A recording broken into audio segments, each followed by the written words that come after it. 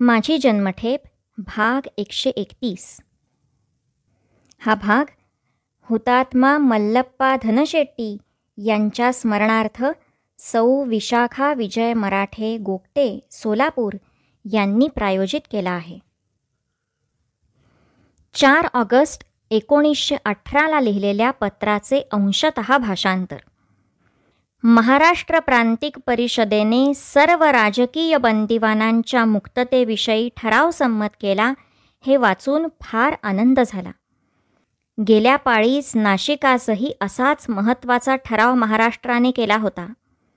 एकंदरीत मुंबई प्रांतिक परिषद ही इतर कोणत्याही प्रांतिक परिषदेहून अधिक चिकाटीने आणि निर्भयतेने हिंदुस्थानातील सर्वच राजबंदिवानांना मुक्त करण्यासाठी झटत आहे हे खरे आहे. गेल्या वर्षी माझ्या माहितीप्रमाणे युक्त प्रदेश आणि आंध्र परिषद या दोघा संस्थांनीच हा ठराव केला होता. त्यातही आंध्र परिषदेचा ठराव संग्राहक आणि कळकळीचा होता.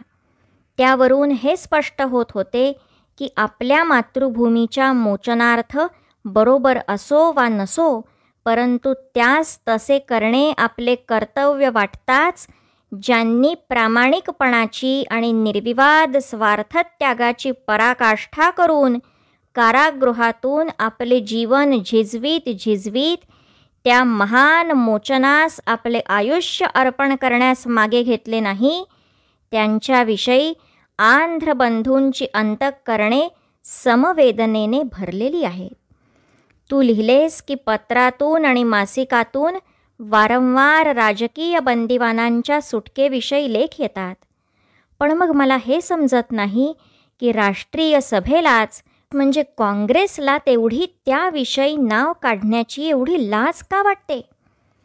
ज्या लोकांची प्रतिनिधी म्हणून ती सभा म्हणविते त्यांच्या मनात वसत असलेल्या राजबंदिवानांच्या विषयीच्या नुसत्या मानुषिक म्हणजे माणुसकीच्या सहानुभूतीचा सुद्धा उल्लेख करण्यास ती सभा, ती काँग्रेस इतकी का भीते?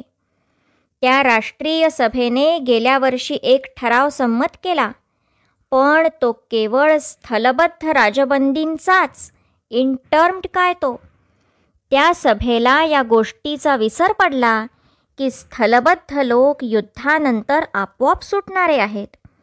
परंतु त्या आमच्या स्थलबद्ध बंदिवानांच्या दुःखाने त्या शोभिवंत आणि मुक्तवासू मंडपात सुखासीन झालेल्या ज्या देशभक्तांच्या डोळ्यास टिपे आणली, त्यांच्या हे मात्र ध्यानात आले नाही की त्या दुःखाच्या अनेक पटींनी तीव्रतर दुःखास निरवधी काल सहन करीत एक नाही, दोन नाही, पण शतावधी लोक इतरत्र झिजत झुरत पडलेले आहेत.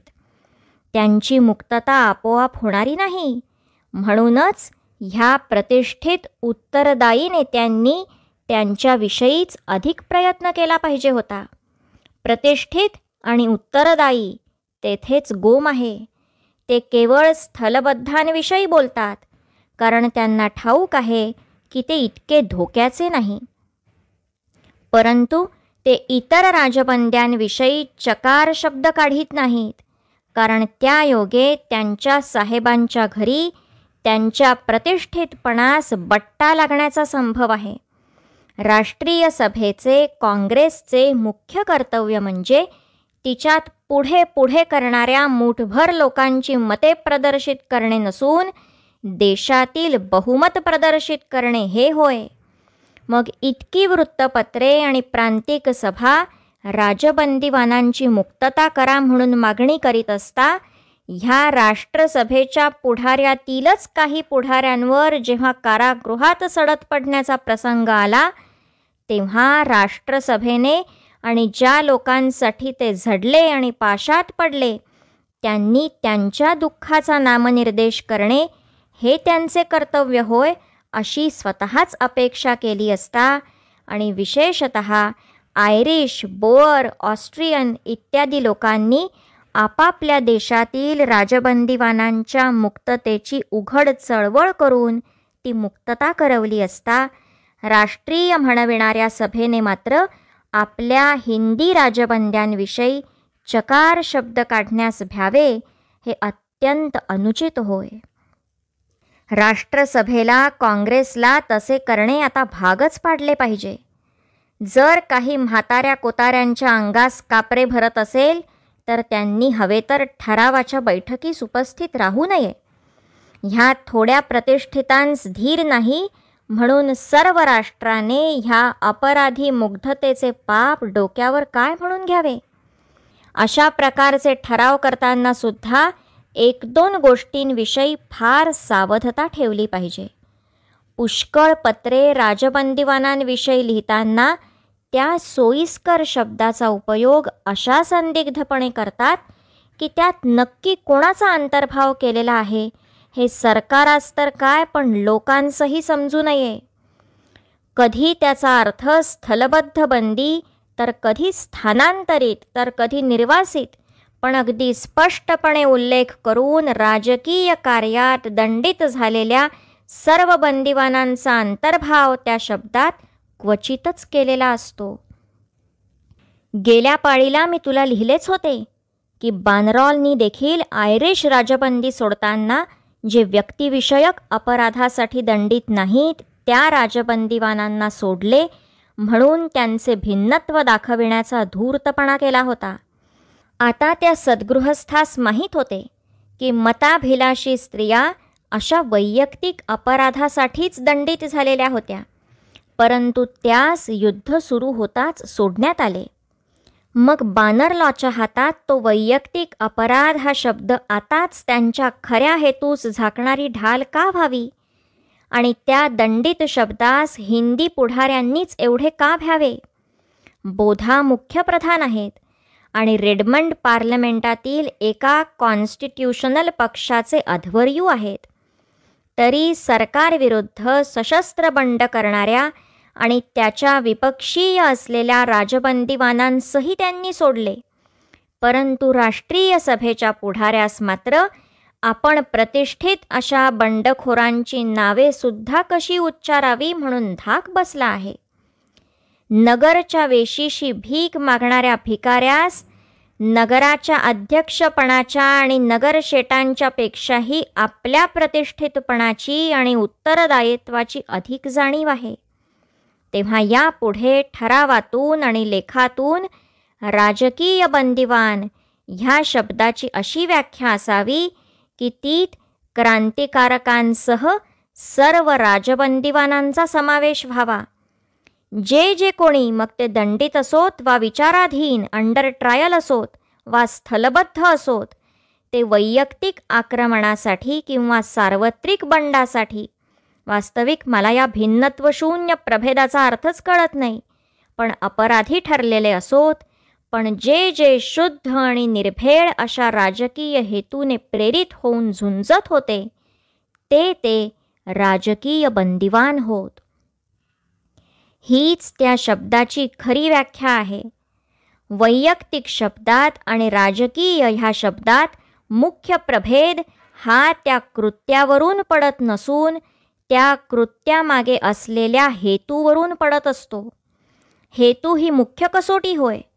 कोणतेही कृत्य स्वयमेव राजकीय ठरत नाही, कारण सशस्त्र बंडसुद्धा जर ते केवळ कोण्या व्यक्तीच्या पोटापाण्याकरिताच असेल तर राजकीय आणि सार्वजनिक ठरणार नाही आणि त्यास कोणाही सुज्ञ गृहस्थाची सहानुभूती मिळणार नाही.